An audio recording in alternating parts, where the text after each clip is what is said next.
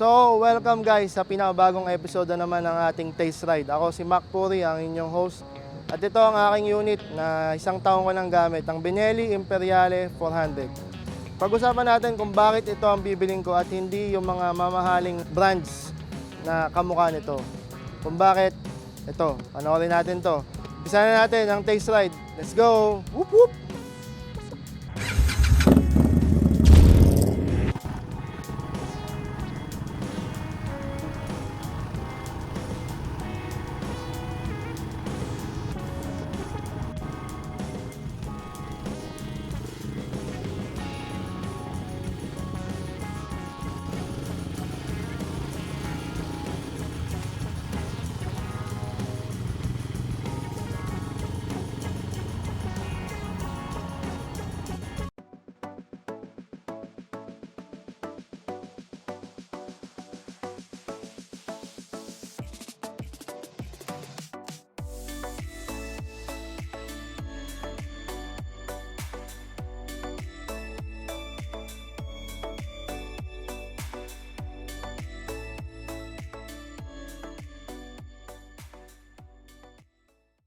Benelli Imperiale 400 374cc na air-cooled single overhead cam 4-stroke engine na may 5-speed transmission. So, around 20 to 21 horsepower siya and 29 Newton meters of torque.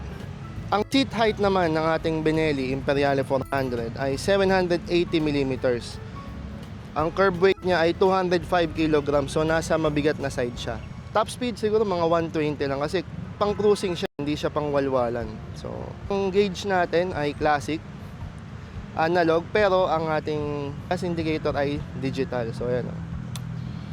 Okay. Sa front muna tayo. Ang ating rim sa front, 19-inch. Yan. Pero, hindi siya tubeless. So, di-tube siya ha. So, braking natin, ABS tayo, front and rear. Ayan. Disc brake parehas. Itong iba dito guys, binili ko na tong Chigi. Itong dashcam natin, pero nag-iisip ako mag-Navi. Binili ko na yan. The rest ay stock. Ito, bili mo lang yung bag, sabit mo dyan, lagyan mo lang ng protector. So, kaya ako nagustuhan to kasi una-una, comfortability. Komportable ako pag umupo. And then pag yung tunog, ang ganda. Panalo rin siya. So, price, ang new price nito dati ay nasa 234,000 o 240,000. Tas nag-sale yon, naging 205,000, and then ngayon 2025, mabibili mo na lang to ng nasa around second hand 170 o 160, maayos pa yon. Pero ito mga to ay 2022 model. For reference, ako ay 5'10", ito parehas na paa, on the ground, flat foot.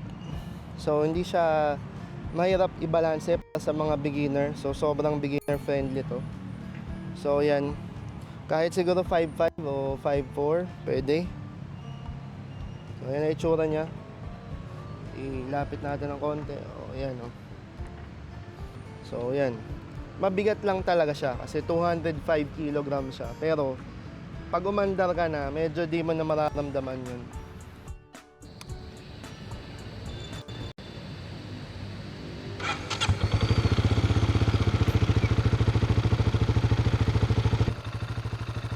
Sound check tayo mga Herbs. So ito,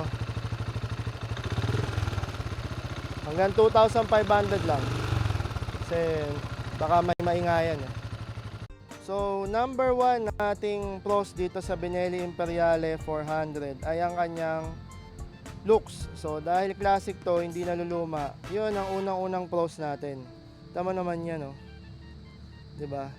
Etong mga to, ito universal na windscreen, binili ko lang yan sa Shopee. So, mura lang yan.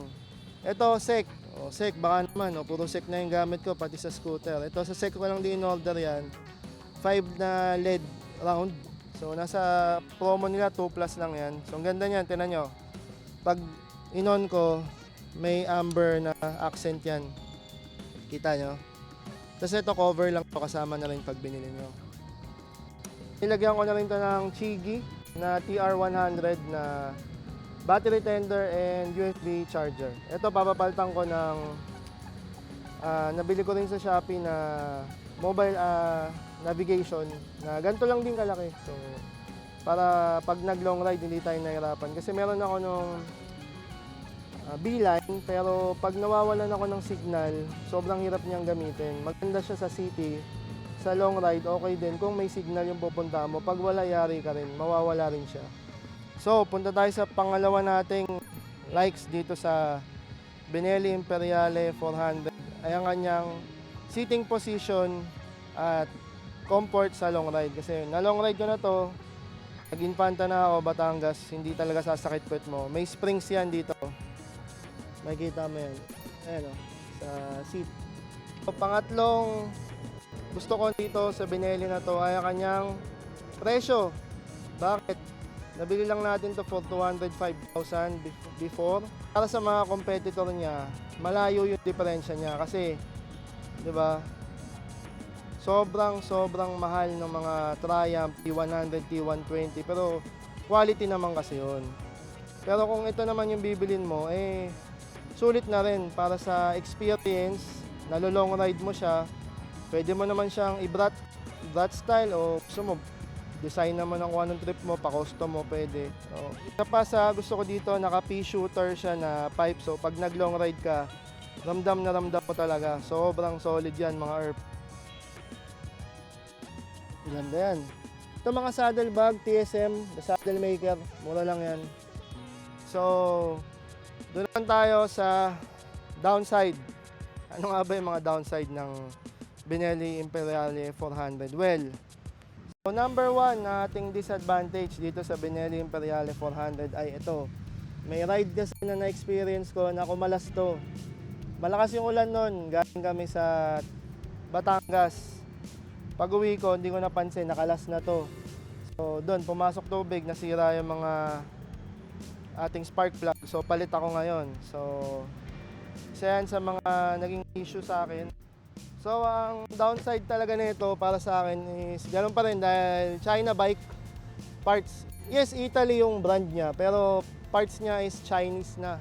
So, hindi pa rin natin masabing China number 1 pagdating sa mga pyesa ng ganito. Siguro yung mga CF Moto pwede, pero ito, sa E-Road nakakabili ako pero yung presyo niya medyo mahal pa. So, talagang sa Shopee meron filter, basic, tapos spark plug doon kasi ako nakabili sa may E-Road na Benelli. Although marami tayong dealer, pwede naman doon kung gusto nyo kasa maintain. Okay. Tapos, pangatlong downside nito, para sa akin to hindi siya naka-tubeless. So, kung gusto nyo magpa-tubeless kay Reborn Motor Shop, magta-try ako, nag-iipon lang ako ng pambili kasi kasama yung tubeless na tire pag bumili ka. So, yun para sa akin, yung mga major advantage and disadvantages nitong Benelli Imperiale 400. Ngayon kung may nakaligtaan ako, comment down below para matulungan natin yung ibang owners, di ba? Tapos sa mga ibang owners ng motor dyan na affordable o bagong labas, message nyo lang ako, try nating reviewin yan. Walang bayad to Talagang gusto ko lang din mag-review ng mga motor na budget friendly. Kahit na Japanese brand yan, basta budget friendly, okay tayo. Or bago, na mura o pangmasa, tara. So, huwag niyo kalimutan mag-like, share, and subscribe. Ako si Mac Puri at ito ang Taste Ride. Whoop whoop! Thank you, bye-bye! So, maaga tayong gumising ngayon para mapakita ko sa inyo. Dahil nga, Taste Ride ang episode natin. Siyempre, magpapakita ko sa inyo ng magandang kainan. At alam nyo ba na mayroong breakfast buffet sa loob ng UP Diliman sa may University Hotel. So, alamin natin kung magkano, kung masarap ba. So, tara, tapusin natin tong episode ng Benelli Imperiale 400 sa taste ride natin na buffet sa University Hotel. Kasama aking mga kaibigan kasi nag-aayaan lang. So, nandyan na. Tara, puntahan na natin, di ba? Sayang naman.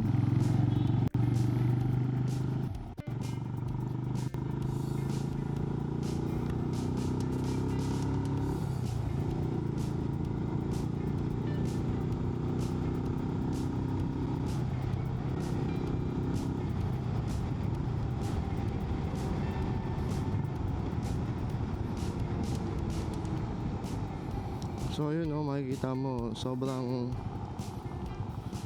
nimble nung motor kahit mabigat siya pero namamaneuver mo siya ng maayos. So kung mahilig kayo sa classic na motor at sobrang kulang yung budget nyo, second hand makakahanap kayo nito nasa 150, 160. So kung pangarap mo yung Triumph Bonneville na T120 o ibang Bonneville lineup nila, tapos syempre ang mahal nun, di mo kaya, ito na lang for the meantime, di ba?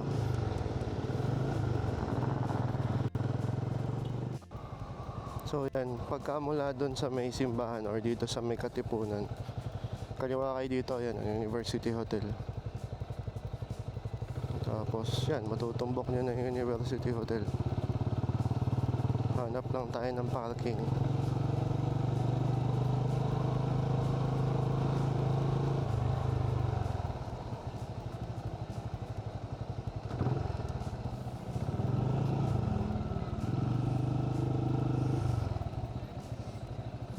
Saan pwede mag-park? Doon sa likodan? Sa gilid nito. Ayan dyan, sa may gilid. Dito na lang daw.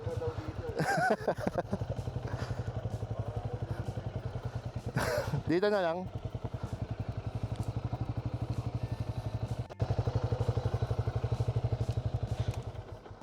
It's one. Hindi. Sa ano to? Sa review.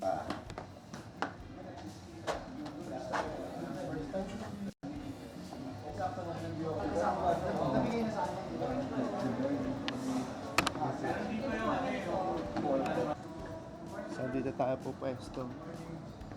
Nga ako eh.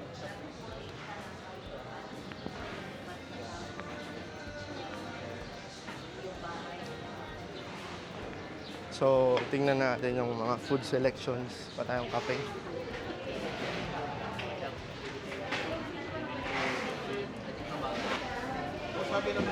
Closed pala siya. So, hindi doon sa mga langaw-langaw. Stig.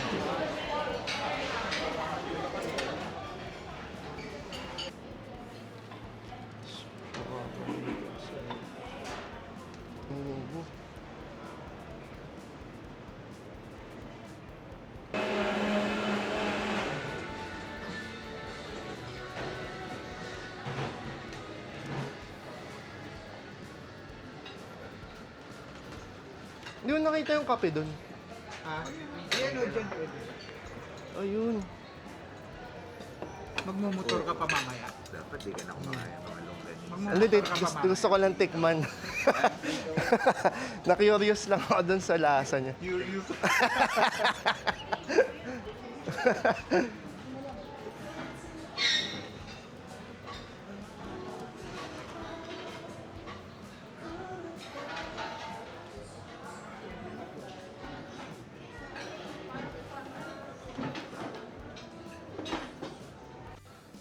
Vlog mo na, tama mo kami. Wag. Sige na, yabang. Ayaw kami isama. Pagkain lang. Sama mo kami. Masarap ba dito, Kuya Ron? Okay na. Okay na. Okay lang. Then, ito yung mga curious ako eh. Kung masarap yung mga... May adobo eh. Curious ba yan? Ay, adobo yun. Kamo nga ako, titingnan ko lang lahat. Sayang. Panalo. Ulit. Kain na. Kuya Ron, masarap ba dito? Okay din. Pag gutom ka, pwede na. Hindi lang, wala. Huwag yun. Para napilitan lang. Ikaw ay maraming experience na dito eh. Okay lang. Iba-iba yung yung siniserve nila. Kumbaga, random. Mas okay yung menu ngayon, ano? Ngayon medyo. Kasi yung adobo ngayon wala natikman. Panalo. Kasi na-beaten. 1 to 10, Yung alin. yung rating mo dito. Ngayon. Babalik ka ba? Hindi. Oo, kasi okay naman din yung tibog eh. Pwede. Mga 1 to Hindi 10. naman siya yung parang hindi masarap. Parang hindi okay. 1 to 10 kung babalik. Tsaka yung lasa. Sa lasa, mga 8. Pwede. 8. Asa? Yung, ha? Taas na. Sponsored ako dito. Hindi pa tinin sponsored. Parang ano pa Magkano ba to yung book? 600. 699 yata. Pwede na. Babalik ka dito. Oo naman. Babalik si Babalik si Kuya Ron. 1 to 10. Kaya po ikaw, babalik ka dito. Oh, babalik ako dito. So, kasi first time ko dito. Sarap sarap. Kaya ulit, babalik ka pa ba dito? Saan? Pag kumain ka. Pagkasama kayo. Pag masaya, okay yung Thank you. company.